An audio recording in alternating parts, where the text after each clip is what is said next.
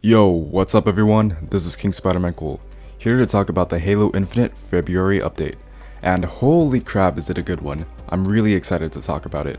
And yeah guys, I know I'm freaking late to this, but a month and a half late, but I still wanted to make a video on this, cause like I said, it's a good one. In this update, they talk about the making of Zeta Halo, and how they brought it to life. If you didn't know, Zeta Halo is the main setting for Halo Infinite. In the lore for Halo, Zeta Halo has a lot of sacred mysteries to it. So I wonder if any of these mysteries will be in Infinite.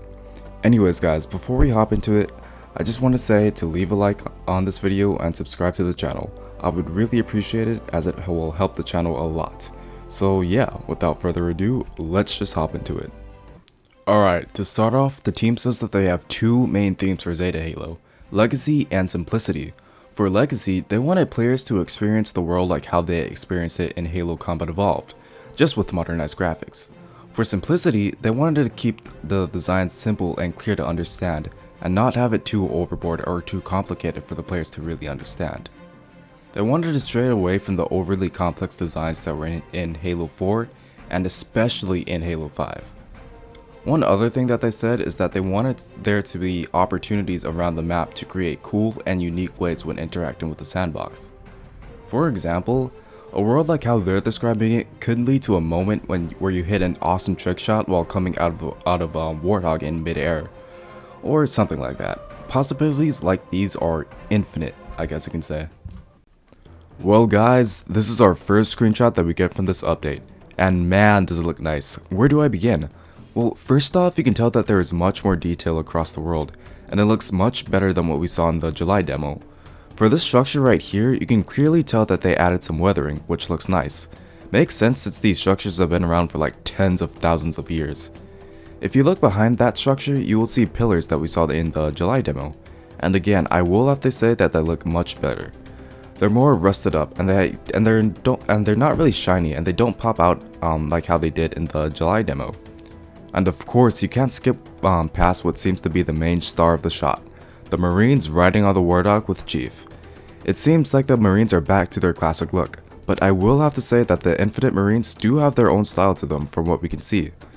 Also, if you look all the way in the back, you can see a structure that kinda looks like the multiplayer map Ascension from Halo 2. Just a whole lot bigger. If you look above it in the far distance, you can see what looks to be a ship. Now I have no idea what kind of ship this could be or what faction it's from. Maybe it's like a Forerunner ship or something? Some people even say that it's not a ship, it's just a broken part of the ring, but I would have to disagree with them because it doesn't really like match up with all the broken parts of the ring that we see in the screenshot. Our next image that we see is a concept art for the interior of a banished installation, and in terms of its design, it looks pretty neat. The thing that stands out to me is the map of the Halo ring displaying in the center of the room. If you look closely at it, you'll see some banished symbols appearing across the map. I think it could mean one of two things. Either those symbols are other banished camps, or they could be areas that they're trying to attack. Who knows? I guess we'll have to find out when we play it for ourselves. Alright, so next up, they touch up a little bit of what spiritual reboot means for Halo Infinite. To sum it up, they restate that Legacy and Simplicity are their main design goals for Halo Infinite, and they said that while they wanted to have the Legacy essence, they also wanted players to have new experiences and opportunities in the game.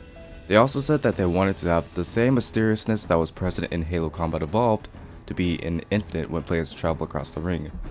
And the last thing that's said in this section has something really interesting in it. Let me just read it out loud. For Infinite, we are working to deliver on the promise of the original in ways that limitations of the time will not allow the team to fully explore. Zeta Halo invites exploration and discovery. The story is to be found, and the player agency is in how you utilize a robust sandbox of tools to overcome a mission or encounter. So alright, so what makes this interesting is if you click on the words in blue that says stories to be found, it will take you to a secret audio message. Let's see what it has to say. How many now? 16 systems shut down so far.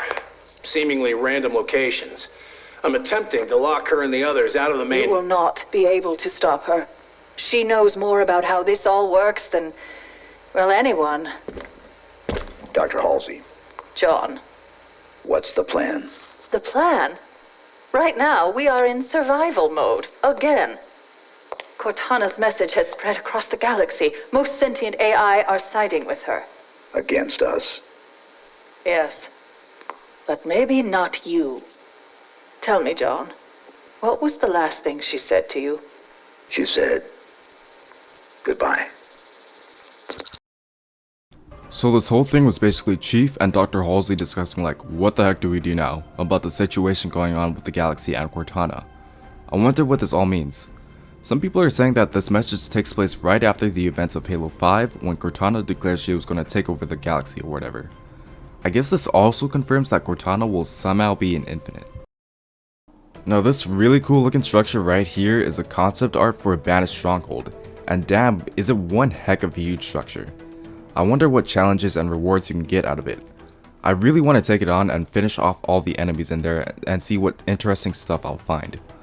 Also, how challenging is this place going to be?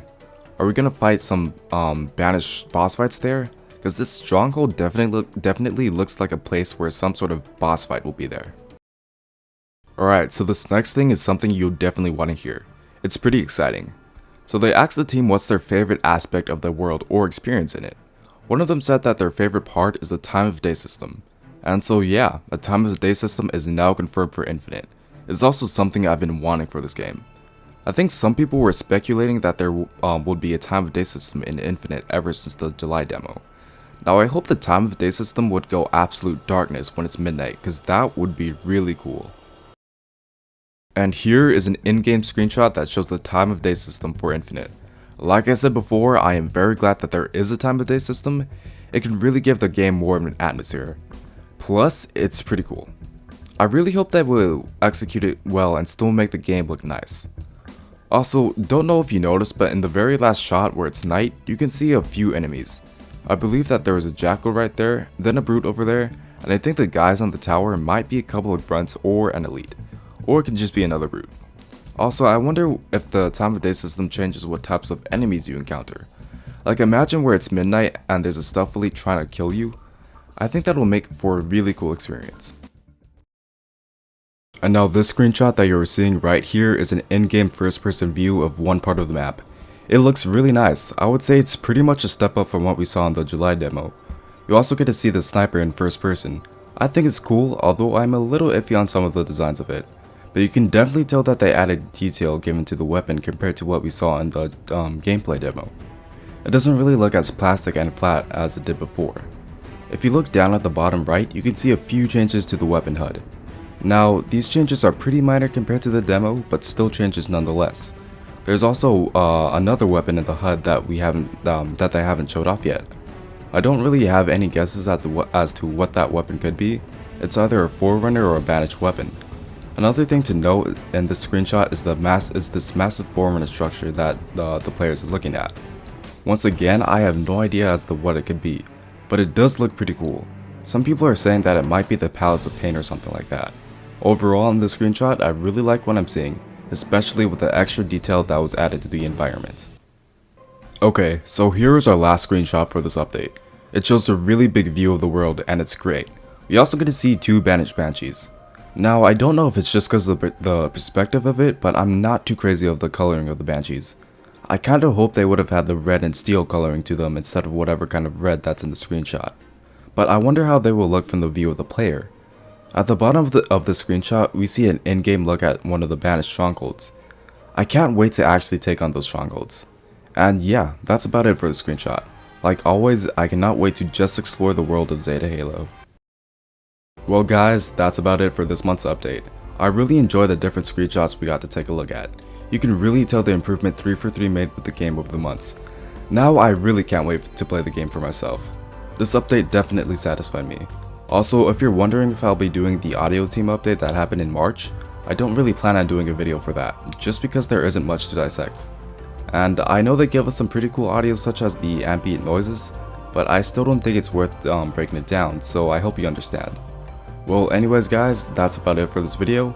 As always, make sure you hit that like and subscribe button as it really helps out the channel a lot and pushes me to upload more content for you guys. So yeah, see you guys in the next one. Peace out.